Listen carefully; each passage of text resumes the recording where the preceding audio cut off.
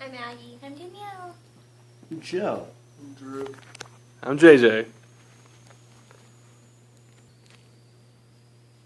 Alright, hey, I'm here to talk to you guys about community-based correctional facilities and the cost effectiveness it has on the Department of Correction and the State Department of Correction across the United States.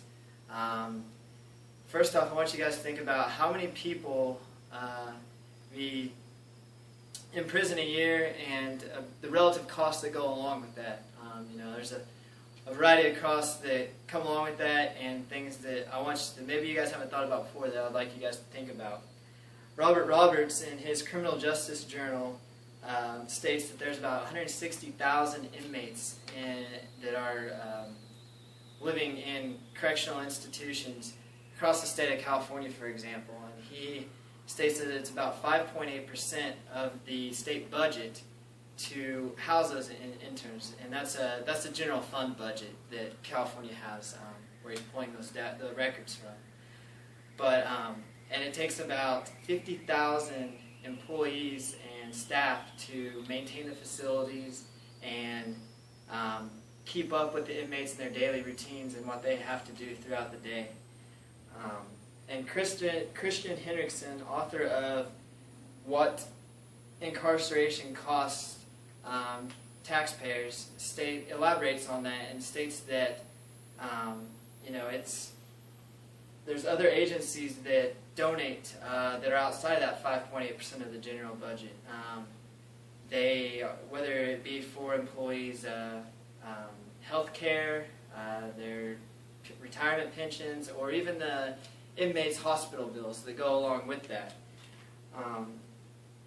And I also want to touch on Vera Justice Institute and their consultation they did and cost analysis that they did regarding California's correctional department and the budgets. They stated that their budget does not cover the expenses that it costs to house those inmates and take care of those inmates, whether it be feeding them or buying new beds and the medicines that they require for whatever the case may be. And he also found that the tax dollars that the citizens pay the state of California also does not cover the cost budgeted by the correctional facilities to fund the entire costs that go through the prison system, which is in turn forces the Department of Correction to pull from other agencies, like I had mentioned earlier. And I want to get back to the community-based correctional facilities and talk about that a little bit. And I'm sure most of you guys are asking, what is that? And really what that does is these community facilities are there to help people through rehab, first-time offenders that have been sent to prison, and whether it be for drug and alcohol abuse or